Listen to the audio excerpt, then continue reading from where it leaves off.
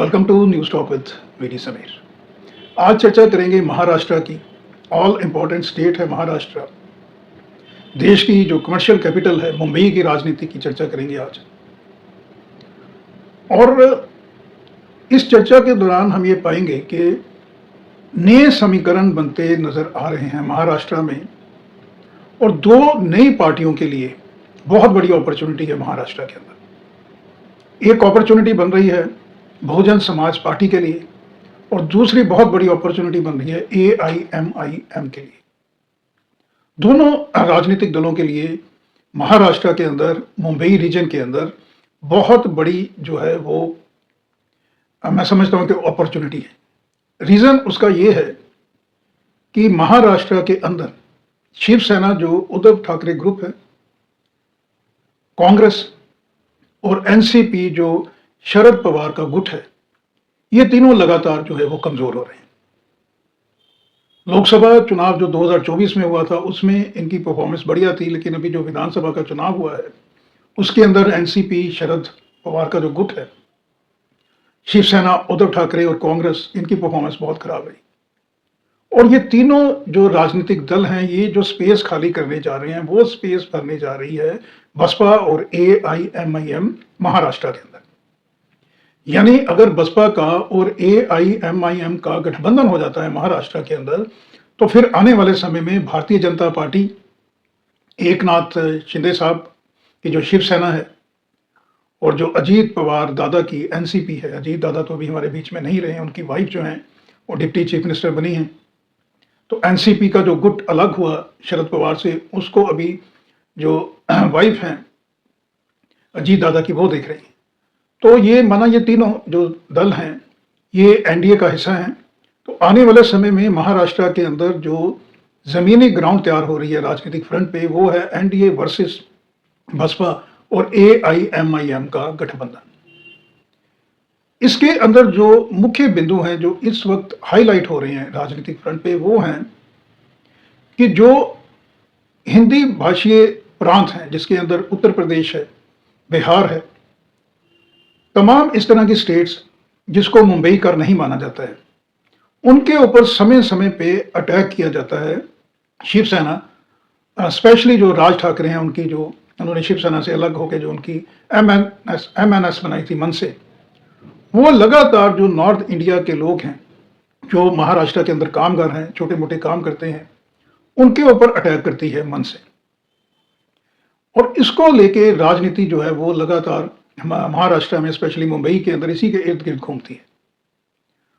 और मैं आपको बताना चाहूंगा कि महाराष्ट्र के अंदर जो मुंबई बॉलीवुड माया नगरी है, उसके अंदर भी तमाम इस तरह के बड़े कलाकार हैं, फिल्म स्टार हैं, सिने स्टार हैं, जो उत्तर प्रदेश, बिहार और दिल्ली यानी हिंदी भाषीय जो राज्य हैं उनसे बिलोंग करते हैं। इसमें अमिताभ बच्चन का हम नाम ले सकते हैं, शाहरुख खान, मनोज बाजपेयी, अनुष्का शर्मा, प्रियंका चोपड़ा, तमाम इस तरह के ये जो टॉप स्टार्स हैं बॉलीवुड के, ये भी कहीं ना कहीं पीड़ा में रहते हैं जब हिंदी भाषीय जो लोग हैं उनके ऊपर हमला किया जाता है, स्पेशली MNS के जो कार्यकर्ता हैं उनके द्वारा।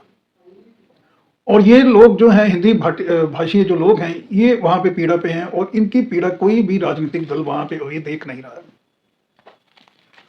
तो ये जो एक बहुत बड़ा वर्क है, ये इस वक्त देख रहा है बसपा की ओर, स्पेशली मायावती की ओर, क्योंकि जिस तरह से मायावती जी शील्ड करती हैं, कुशन प्रोवाइड करती हैं इस तरह के समाज को जो कहीं ना कहीं पीड़ित है, तो ये महाराष्ट्र की जनता, स्पेशली मुंबई की जनता इस वक्त दे रही है बसपा की ओर। और महाराष्ट्र की जनता और AIMIM का बहुत बड़ा धड़ा ये चाहता है कि महाराष्ट्र के अंदर जो है वो अलायंस होना चाहिए बसपा का, AIMIM का। अभी मैं डिटेल में आपको चर्चा करके बताता हूं कि किस तरह से बहुत बड़ा चांस, बहुत बड़ा मौका बन रहा है महाराष्ट्र के अंदर बसपा के लिए। 48 लोकसभा की सीट हैं महाराष्ट्र के अंदर, और 288 सीट्स विधानसभा की हैं। सरकार बनाने के लिए जो गणित है वो 145 सीट्स का है। 2011 की अगर हम जनगणना देखते हैं तो उस वक्त जो SC समाज था उनकी पॉपुलेशन 11.8% थी महाराष्ट्र के अंदर। आज ये माना जाता है कि मोटा मोटा महाराष्ट्र के अंदर 15% जो है वो SC समाज है। इसके अलावा ST समाज की भी संख्या जो है वो महाराष्ट्र के अंदर बहुत ज़्यादा है। दूसरी तरफ अगर मुस्लिम्स की पॉपुलेशन देखते हैं तो 2011 की जनगणना के मुताबिक ये थी 11.5%। अभी ये माना जाता है कि ये लगभग 15% है। यानी एससी और मुस्लिम को अगर प्लस किया जाता है तो ये 30% है महाराष्ट्र के अंदर। इसके अलावा मैं आपको बताना चाहूँगा लगभग 35 से 40% जो पॉपुलेशन है स्पेशली मुंबई की, वो उत्तर प्रदेश, बिहार, राजस्थान, दिल्ली और कर्नाटका जैसे स्टेट से है, यानी वो नॉन मुंबई कर हैं। तो ये तमाम लोग इस वक्त देख रहे हैं बसपा और AIMIM के गठबंधन को। अगर ये गठबंधन होता है तो जो 6 रीजन हैं महाराष्ट्र में और 36 डिस्ट्रिक्ट हैं, इसमें बहुत बड़ा फायदा होगा बसपा को, AIMIM दोनों को, और बहुत बड़ा नुकसान होगा शिवसेना उद्धव ठाकरे को, कांग्रेस को, और जो NCP शरद पवार का गुट है, इनको बहुत ज़्यादा वहाँ पे नुकसान होगा।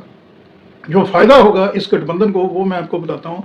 जो मुस्लिम डोमिनेटेड कॉन्स्टिट्यूएंसीज हैं, लगभग 50 इस तरह की विधानसभाएं हैं, हल्के हैं महाराष्ट्र के अंदर, जहाँ पे मुस्लिम्स का बहुत बड़ा से है। इसके अंदर मैं आपको बताना चाहूँगा मालेगांव, औरंगाबाद, मुंबई के अंदर सिटी और जो सब अर्बन का एरिया है, यहाँ पे मुस्लिम समाज की बहुत बड़ी से है। इसके अलावा नंदेड़, भिवंडी, ये इस तरह की कॉन्स्टिट्यूएंसीज और लोकसभा के सेगमेंट हैं, 50 सीटें हैं लगभग यहाँ पे मुस्लिम समाज इस वक्त देख रहा है AIMIM की तरफ, यानी ओवैसी की तरफ। ओवैसी की पार्टी ने जबरदस्त परफॉर्मेंस दिया था जो भी म्युनिसिपल कॉरपोरेशन, लोकल बॉडी के चुनाव हुए मुंबई के अंदर।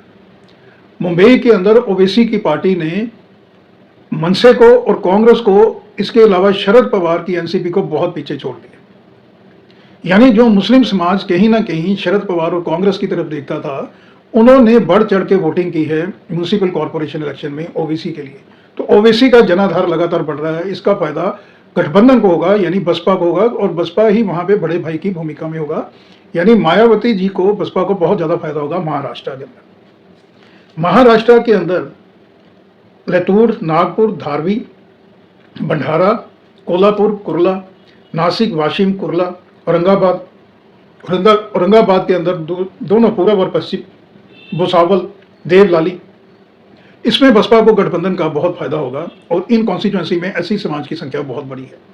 इसके अलावा उदयगिर, शिरडी, सोलापुर, मुखेड़, अनुशक्ति, विक्रोली, उल्लासनगर, जलगांव, इस बेल्ट के अंदर भी बसपा को गठबंधन का बहुत फायदा होगा। यानी ये लगभग मैं आपको बताना चाहूँगा कि 70 से 80 इस तरह की विधानसभा की सीट्स हैं आउट ऑफ 2288 जो असेंबली की सीट्स हैं, जहाँ पे बसपा को और AIMIM का अगर गठबंधन होता है तो इस गठबंधन को NDA के ऊपर बहुत बड़ी बढ़त जो है वो प्राप्त हो सकती है।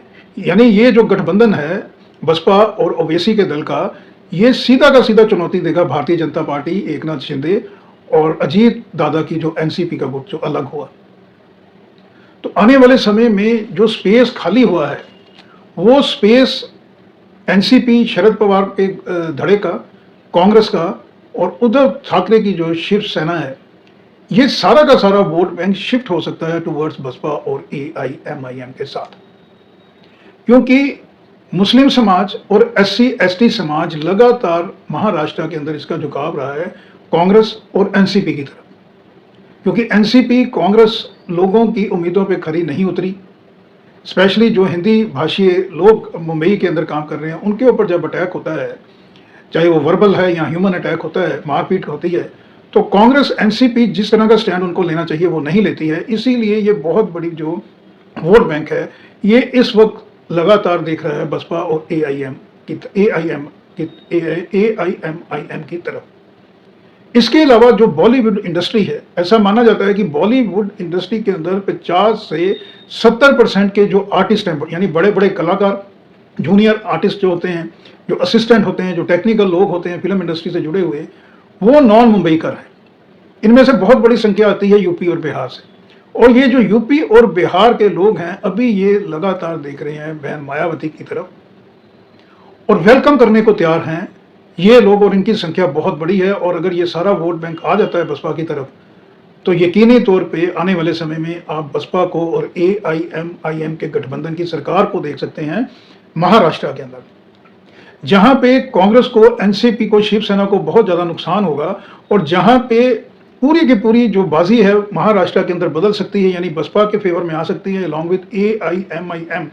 वो रीजन जो है वो है बारामती, पूना, सितारा, सांगली, अहमदनगर और जो बेल्ट जाती है टूवर्ड्स नागपुर। ये लगभग 75 विधानसभा की कॉन्स्टिट्यूएंसीज हैं। इसको शुगर बेल्ट बोला जाता है। कोऑपरेटिव जो अदारे हैं, कोऑपरेटिव इंस्टीट्यूशंस हैं, उसकी ये बेल्ट मानी जाती है। और ये बेल्ट लगातार शरद पवार एनसीपी के साथ जुड़ी हुई है पिछले लगभग 50 साल से। बहुत कोशिश करने के बाद भी भारतीय जनता पार्टी और शिवसेना जो शिंदे साहब है, उनकी पार्टी इस बेल्ट के अंदर अपनी परफॉर्मेंस बढ़िया करने में सक्सेसफुल नहीं रही है। और यही 75 कॉन्स्टिट्यूएंसीज हैं जहां पे एनसीपी शरद पवार की तूती बोलती है। ये सारा का सारा वोट बैंक शिफ्ट होकर आ सकता है बसपा की तरफ अगर टैक्टिक्स अलायंस हो between Bahujan Samaj party and AIMIM। तो आप देखिएगा कि आने वाले 2-4 साल के भीतर, यानी आने वाले विधानसभा चुनाव से पहले, बिल्कुल स्थिति जो है वो महाराष्ट्र के अंदर, मुंबई के अंदर बिल्कुल बदल जाएगी। फाइनेंशियल फ्रंट पे, क्योंकि इलेक्शन चुनाव लड़ने के लिए बहुत जरूरत होती है आजकल मनी पावर और मसल पावर, मनी और मसल पावर दोनों।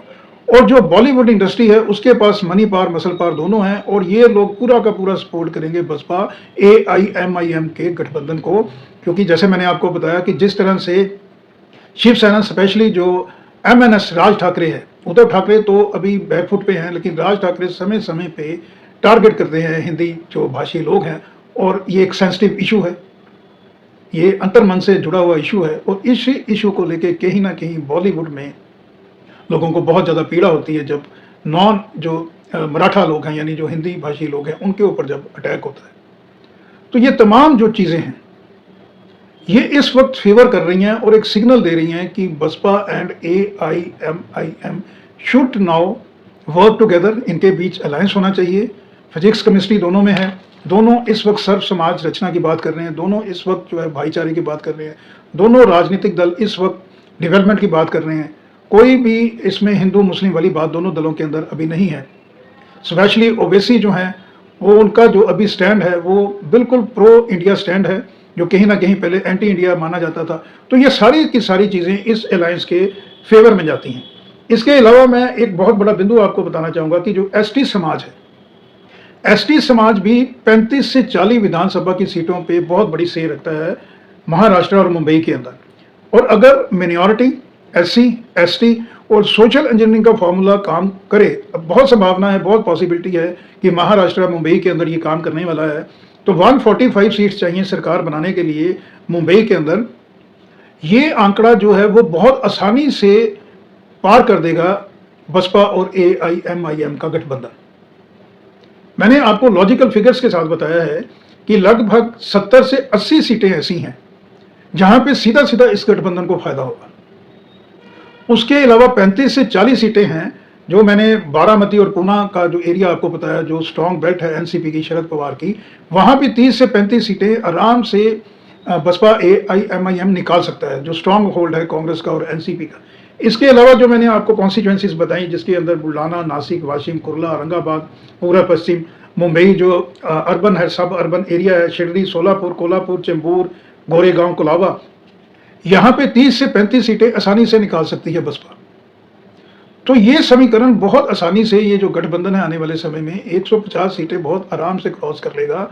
और पहली बार हम महाराष्ट्र में देख सकते हैं बसपा AIMIM की सरकार।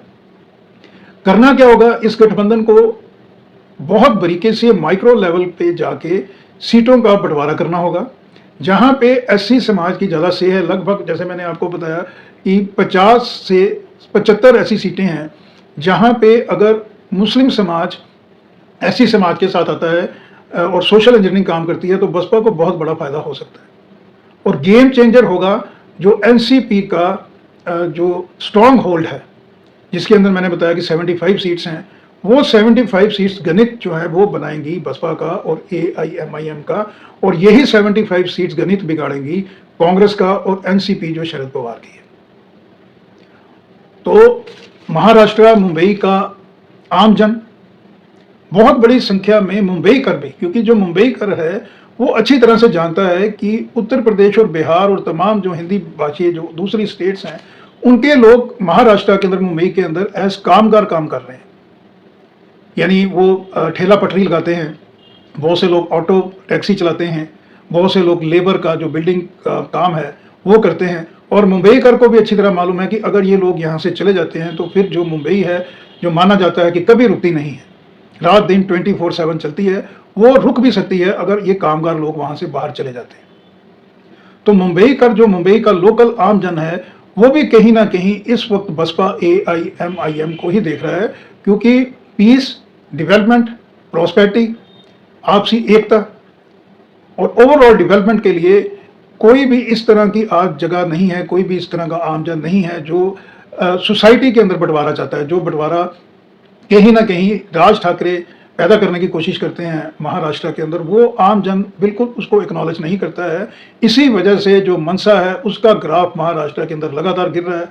आप लोकसभा लीजिए, असेंबली लीजिए, यहाँ अभी मुंबई के अंदर जो म्यूनसिपल कॉरपोरेशन का चुनाव हुआ, आम जन ने सीधे तौर पे राज ठाकरे मनसा को बिल्कुल इग्नोर किया है।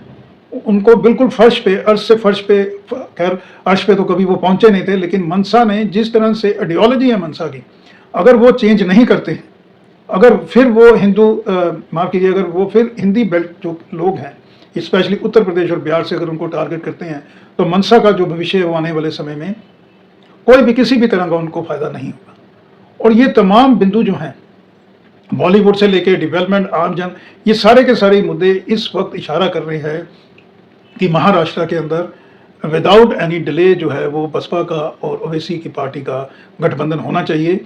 और अगर ये टाइमली गठबंधन होता है, माइक्रो लेवल पे इसकी सारी चर्चा की जाती है, सेगमेंट वाइज चर्चा की जाती है, और लगभग 150 सीटों के आसपास का गणित जो है उसके ऊपर अगर सोशल इंजीनियरिंग की गोलबंदी की जाती है, तो कोई भी फिर इस तरह का राजनीतिक दल नहीं है महाराष्ट्र के अंदर जो बसपा और AIMIM के गठबंधन को, क्योंकि ये सेगमेंट बहुत बड़ा है, ये सेगमेंट जो है ये लगभग 60% को क्रॉस कर जाता है। और 60% को कोई भी अगर गठबंधन या पॉलिटिकल पार्टी क्रॉस करती है तो फिर उसको रोकना जो है वो नामुमकिन हो जाता है। तो बसपा के लिए, AIMIM के लिए, ओवैसी के लिए, बहन मायावती के लिए ये बहुत ज़रूरी है कि उत्तर प्रदेश से लेके महाराष्ट्र तक, पंजाब से लेके केरला तक गठबंधन होना चाहिए इन दोनों राजनीतिक दलों के बीच में, और एजेंडा होना चाहिए केवल और केवल डेवलपमेंट। अगर ये गठबंधन डिरेल होता है तो फिर इस गठबंधन को भी फायदा नहीं होगा। यानी इस गठबंधन को अपने साथ समाज के सभी वर्गों को लेके चलना होगा, और एजेंडा एकमात्र होना चाहिए देश की सुरक्षा, देश की शांति, देश का सदाभाव, आपसी भाईचारा, SC, OBC, economic weaker section जो हैं, जब स्वर्ण समाज से, उन सभी को एम्पावरमेंट देने का अगर नैरेटिव बसपा और AIMIM बनाती है और इस पे चलती है, तो फिर इस गठबंधन को रोकना जो है वो बहुत मुश्किल हो जाएगा। तो आज के अंक में इतना ही, फिर किसी और मुद्दे को लेकर आपके समक्ष हाजिर होऊंगा। तब तक के लिए नमस्कार, धन्यवाद, थैंक यू।